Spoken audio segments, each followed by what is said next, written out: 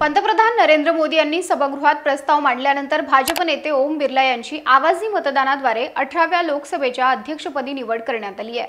ओम बिर्ला यांनी विरोधी पक्षाचे उमेदवार काँग्रेसचे 8 वेळा खासदार राहिलेले कोडीकुनिल सुरेश यांचा आवाजी मतदानाने पराभव केला। अध्यक्षपदी निवड झाल्यानंतर ओम बिर्ला लोकसभा अध्यक्षांच्या खुर्चीवर विराजमान झाले। सलग दुसऱ्यांदा ते लोकसभेचे अध्यक्ष झालेत। पण भाजपने लोकसभेच्या अध्यक्षपदी ओम बिर्ला यांचीच पुन्हा निवड का केली, यामागे नेमकं कारण काय, भाजपचा फायदा काय, हेच आपण या व्हिडिओतून जाणून घेऊ। नमस्कार, मी Madhuri Kumkar, for the people news मध्ये आपलं स्वागत। व्हिडिओला सुरुवात करण्यापूर्वी आपण फॉर द पीपलला सबस्क्राइब करा, लाइक व फॉलो जरूर करा। भारत दुनिया का सबसे बड़ा लोकतंत्र और एनएलसी भारत देश का सबसे बड़ा गैर राजनीतिक मंच। शक्तिशाली लोकतंत्र के लिए राहुल कराट का सार्थक कदम। मुंबई में हुआ ऐतिहासिक प्रथम राष्ट्रीय विधायक सम्मेलन।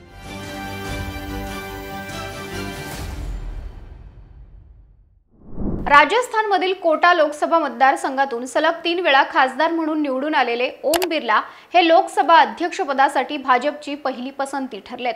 लोकसभा निवडणुकीचे निकाल आणि मंत्रिमंडळ स्थापनेनंतर लोकसभा अध्यक्षपदासाठी अनेक नावांची चर्चा झाली, पण ओम बिर्ला यांचं नाव आघाडीवर राहिलं। पक्षाच्या वरिष्ठ नेतृत्वाने अनेक माजी मंत्र्यांना पुन्हा मंत्रिमंडळात स्थान दिलं होतं।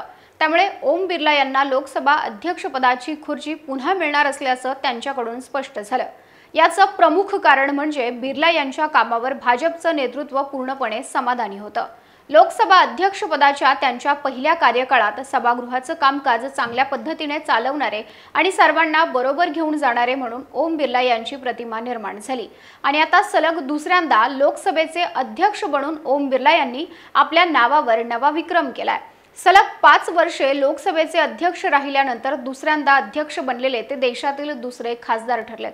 सलग 2दा निवडून आलेले आणि त्यांचा कार्यकाळ पूर्ण करणारे बलराम जाखड हे एकमेव लोकसभा अध्यक्ष आहेत। जीएम बालयोगी, पीएस संगमा यांसारखे दिग्गज नेते देखील 2दा लोकसभा अध्यक्ष झाले असले तरी त्यांनी पूर्ण 5 वर्षांचा कार्यकाळ पूर्ण केला नाही। बलराम जाखड यांनी 1980 ते 1985 आणि 1985 ते 1989 या कालावधीत लोकसभा अध्यक्ष म्हणून कार्यकाळ पूर्ण केला। ओम बिर्ला यांनी 2003 मध्ये कोटा विधानसभा मतदारसंघातून पहिली निवडणूक लढवली आणि पहिल्याच निवडणुकीत काँग्रेसच्या ज्येष्ठ मंत्री शांती धारीवाल यांचा 10,101 मतांनी पराभव केला।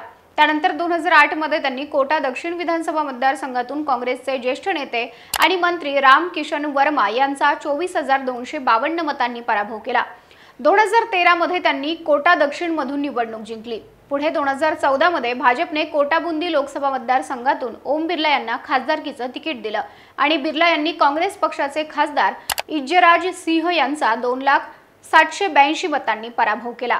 2019 मध्येही बिर्ला याच जागेवरून खासदार झाले आणि आता पार पडलेल्या लोकसभा निवडणुकीत देखील ते याच मतदारसंघातून विजयी झालेत।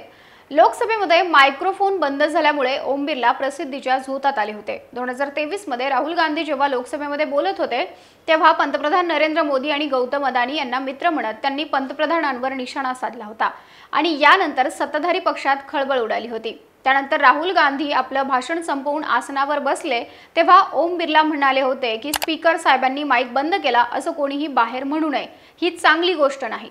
अनेक खासदारांनी त्यांच्या भाषणाचा कालावधी कमी केल्याबद्दल तक्रारी केली असताना बिर्ला हे पहिले अध्यक्ष होते। बिर्ला यांना खासदारांना त्यांच्या भाषणांच्या क्लिप्स सोशल मीडियावर प्रसारित करण्याची परवानगी दिली। त्यांनी चर्चेची गुणवत्ता सुधारण्यासाठी विधेयके किंवा धोरणांवर खासदारांसाठी ब्रीफिंग सत्रांची एक नवीन प्रणाली देखील सुरू केली। ब्रिटिश वसाहतकालीन इमारतीतून संसदेचं नवीन इमारतीत स्थलांतर हे बिर्ला यांच्या पहिल्या कार्यकाळाचं सर्वात मोठं वैशिष्ट्य आहे। ओम बिर्ला यांनी लोकसभेचे अध्यक्ष म्हणून पहिल्या कार्यकाळात म्हणजे 17व्या लोकसभेत अनेक महत्त्वाचे कायदे पारित केले, ज्यामध्ये जम्मू आणि काश्मीर पुनर्रचना विधेयक, कलम 370 CAA अर्थात नागरिकत्व दुरुस्ती विधेयक, तिहेरी तलाक विधेयक, निवडणूक कायदा सुधारणा विधेयक, भारतीय न्याय संहिता 2023 आणि नारी शक्ती वंदन विधेयक यांचा समावेश आहे।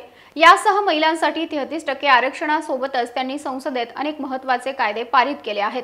एकूणच ओम बिर्ला यांची लोकसभेचा अध्यक्ष म्हणून 5 वर्षातील कारकीर्द उल्लेखनीय आणि पंतप्रधान मोदी यांच्यासाठी सकारात्मक अशी राहिली आहे। सत्ताधारी भाजपच्या दृष्टीने कोणताही अडचणीचा निर्णय बिर्ला यांनी घेतला नाही। एकाच वेळी सर्वाधिक खासदारांचं निलंबन देखील बिर्ला यांच्याच काळात झालं।